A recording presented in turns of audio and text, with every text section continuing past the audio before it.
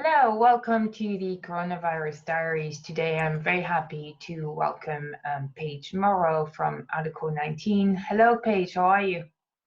Good, thanks. Thanks so much for having us. Thank you. Could you basically introduce a little bit the work that you do at Article19 and what it does in general and right now in particular?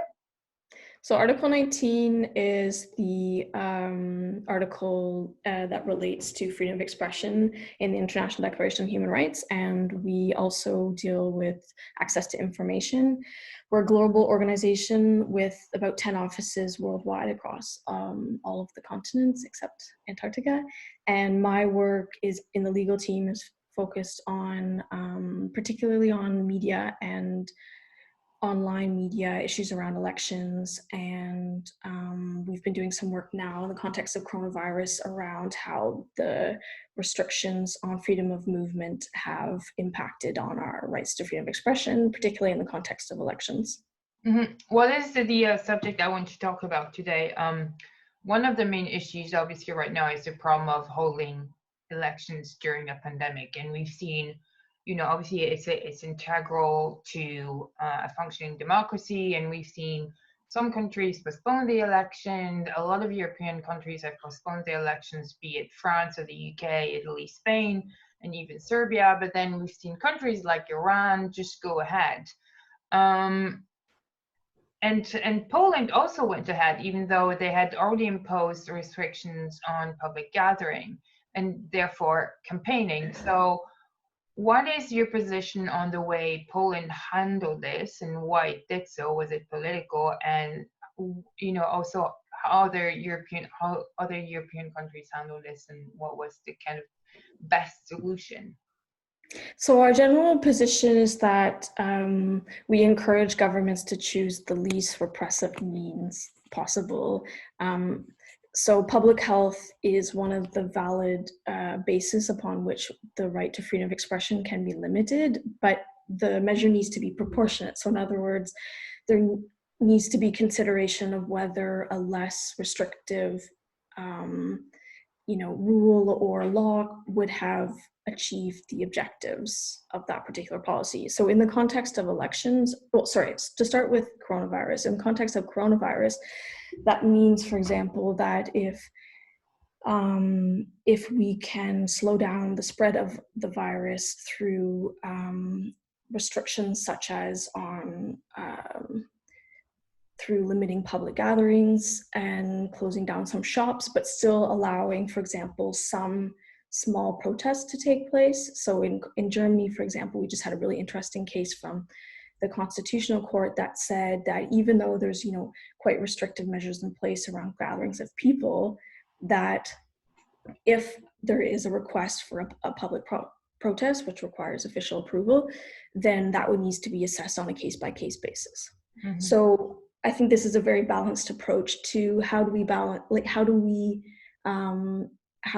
consider both the need to have like a clear framework for dealing with this public health emergency, but still allow for right to freedom of expression and right to freedom of assembly. What was your reaction in Germany about that? How did the public generally react? Well, what was interesting is that the Constitutional Court didn't say that the protest has to go ahead. And what it said rather was that this is not, the restrictions on assemblies of people should not be taken as a blanket ban on all public demonstrations. And following up from that decision, which only came down last week, the local mayor decided to allow the protest to go ahead last Friday, but with very significant restrictions around number of people that could be involved and the length, and there would have to be social distancing rules observed. So the commentary has actually been quite positive from what I've seen, and the general sense is that it's not sort of allowing, of course, any sort of gathering to go ahead, but rather only in necessary circumstances. And actually the protest was specifically about the measures taken to in response to coronavirus. So a very interesting sort of back and forth between protesters and the state, I think. Mm-hmm.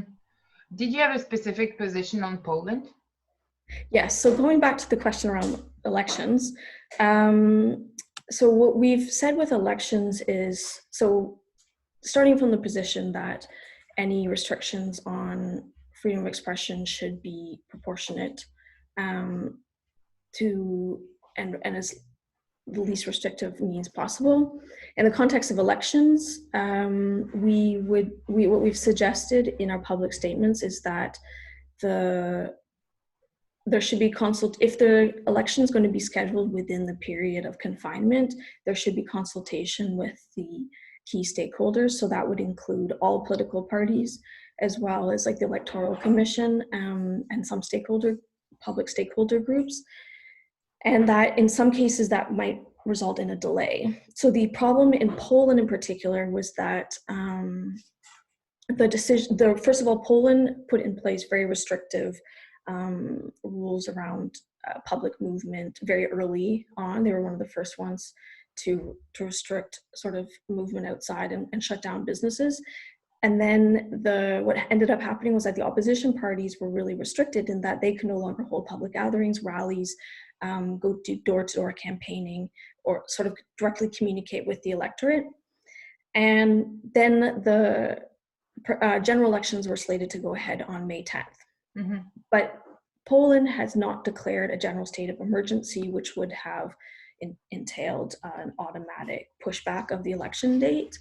And this in itself is actually positive, because declaring a state of emergency, if it's unnecessary, if there's a less restrictive step that can be taken, that we're generally in favor of that. So that's not the issue. What is an issue, however, is that the opposition parties were not consulted on the decision to go ahead with the May 10th vote. And instead, what the ruling party did, so the so-called Law and Justice Party, what they've decided to do is hold it entirely by postal ballot. Again, this might actually in some contexts be appropriate measure, but in Poland, the infrastructure isn't there. And so the ballots would be automatically sent to voters' last addresses, but it's unclear whether this can really be organized appropriately in the next, well, now there's almost 3 weeks left to the vote, and it will be pushed back at most until May 17th. So it's been very hotly debated within Poland, and there's been real pushback from the opposition parties who feel that they've been neither consulted nor have they had an opportunity to sort of put in place any sort of alternative campaigning methods which would allow them to have a voice. And at the same time, the governing party still has access to the media. They're able to, they're able to communicate with voters much more readily. And so this is sort of perceived as an attempt to sort of take advantage of the fact that they're ahead in the polls. Yeah. So what we've suggested as a response is that there should be consultation, and that in certain cases, a delay of approximately 3 to 6 months would be appropriate and is in line with international standards. There isn't sort of a international international commentary on this issue has been pretty general, but a short delay would be appropriate. It's an exceptional kind of situation, and I mean it's the same in Africa. We've seen Ethiopia and Malawi kind of postponing the election, but there was criticism from opposition party because there had been no consultations. But then we also have Guinea that decide to go ahead, and it seemed to have a political kind of incentive just because they were trying to pass a controversial amendment. So in countries where the legitimacy of a government is already kind of questioned, I mean, in Ethiopia, it's a rather new government. How should countries and how should governments handle this? Is our consultations enough to kind of reassure the populations who finally are able to vote so rarely, perhaps? Well, I think you touched on 2 important points there. First, it's like making changes to the election rules right before an election in the midst of a public crisis. And secondly, the need to create sort of just a general public confidence in the process as a whole. And in Poland, for example, the move to a postal vote also required a change in the election laws. And the Venice Commission, which is considered sort of one of the leading international bodies on issues around election law, they've said that there shouldn't be any changes in the 6 months preceding an election. And that's to allow voters to understand the rules, because there's always a certain process of voter education, right? And that's very closely tied to the right to vote, is to have access to the information that will allow me as a voter to exercise that right.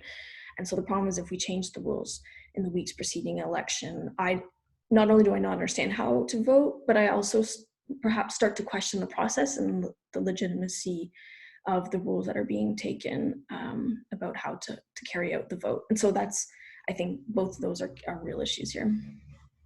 Yeah, obviously postponing an election may sound kind of very anti-democratic, but holding an election during a pandemic might also lead to a question of legitimacy. How many people will actually come to vote and risk their lives, which is a question we saw in the US and Wisconsin, for example. And at the same time, in a healthy democracy, elections are a time to discuss a wide range of topic. I mean, but the problem is right now the main topic of discussion is kind of the pandemic. Do you think, how will democracy suffer whether or not countries hold elections? There seems to be no winner in this. It's whatever decision you take, there seems to be an impact on our democracy at the moment. Well, there's definitely a certain level of public distrust with the information that they're receiving about the coronavirus itself, which will require, well, I mean, we've really put forward a strong position around the need for very clear public messaging and sort of a clear response to it. Then, as you say, conversely, delaying elections can be problematic as well. So in the UK, they made the decisions to push back the local elections by an entire year, which went against the recommendations of the Electoral Commission. They had and the opposition parties, they had all suggested 6 months. And so there was sort of a concern that maybe this was to try to give time for the ruling party to improve their position in the polls. So there's always this sort of jostling behind the scenes around the timetable, and the timetable itself is a really contested part of the process. And that's why it's so important to have clarity about how it's being organized. Even now in the US, there's Trump is now talking about pushing back the date of the American elections, which again is very controversial. Yeah, it's very controversial. I think it's really problematic to push it back, particularly given that they have so much time to organize it. And so it's really, I think it's really appropriate. It's only appropriate when there is a public health emergency. And as you say, voters may not even go to the voting booths, which is what we saw in they did the first rounds of elections in France and Germany. And there was issues there where voters didn't feel comfortable. They were trying to impose social distancing rules, but it's really difficult for them, especially when there's long lines to get into. It's really hard to sort of, just the logistics of it end up being very challenging. But for the case of American election, if they're willing to do it, there's still a chance to have some absentee, some kind of voting system. And I know there is a lot of debate around that even now in the United States, because some parties are not necessarily for it. But yeah, I mean, we'll have to see. Another subject I want to touch upon, and something that you mentioned, is about, I mean, your organization is very concerned about the presence of misinformation online, and perhaps also many, the rise of kind of conspiracy theories online and offline, which is, we've seen that quite a lot recently. What is the role of freedom of expression, freedom of the press, and access to truthful information and facts during a pandemic, especially, but during, emergencies in general? Mm-hmm. Well, first of all, I mean, I think there's a huge distinction to be made between the information that's being provided by authorities that are linked to the states. So either elected officials or also like the whole sort of health apparatus, versus what is being spread by just individuals on the internet, on social media. And I think it's very important to make that, it's important to provide individuals with authoritative sources of information and to point them towards it. However, there's no obligation under international law to provide for there's no obligation for me as an individual to hold a truthful opinion, or to, you know, if I, in my private communications with my friends, happen to believe something that has been declared untrue by the World Health Organization, there's, you know, that's certainly part of my right to freedom of expression.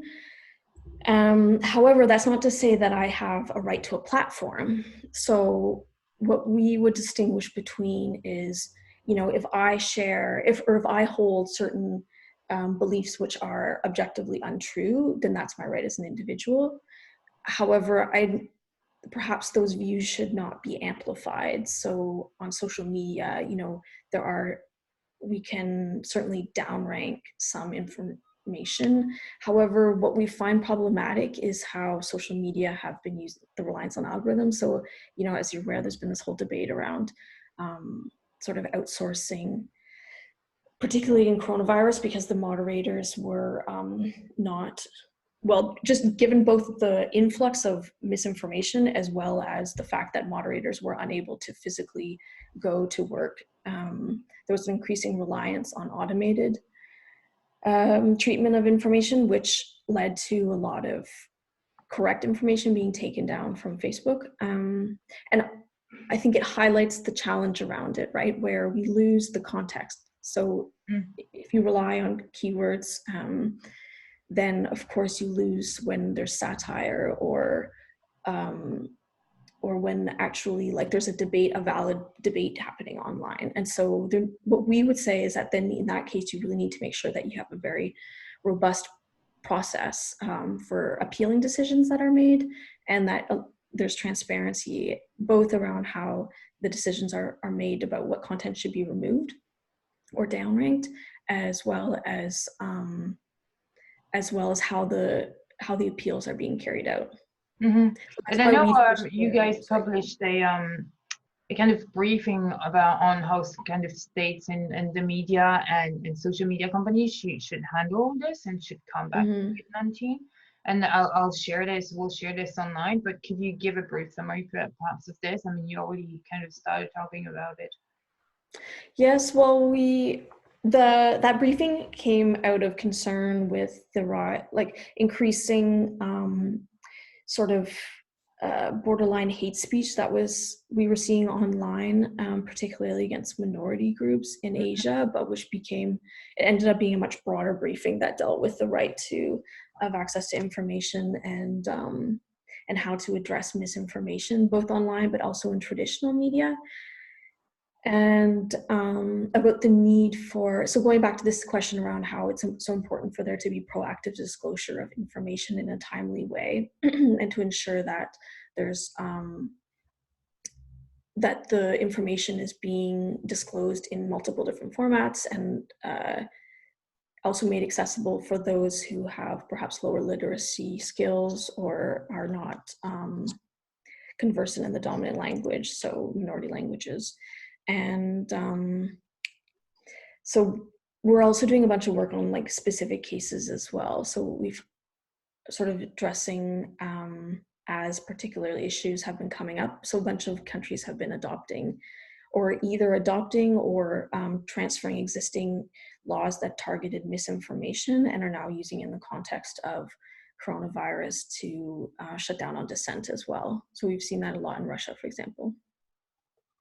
We spoke about Russia with someone who's based in Eastern Europe as well, and it was fascinating in a way.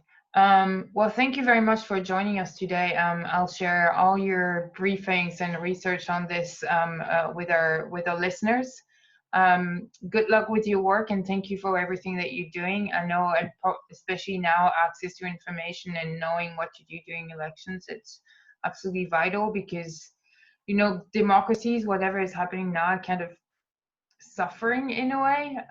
Whether you have an authoritarian government or a democratic government, we're all staying at home and obeying, social distancing and physical distancing. So, your work is important.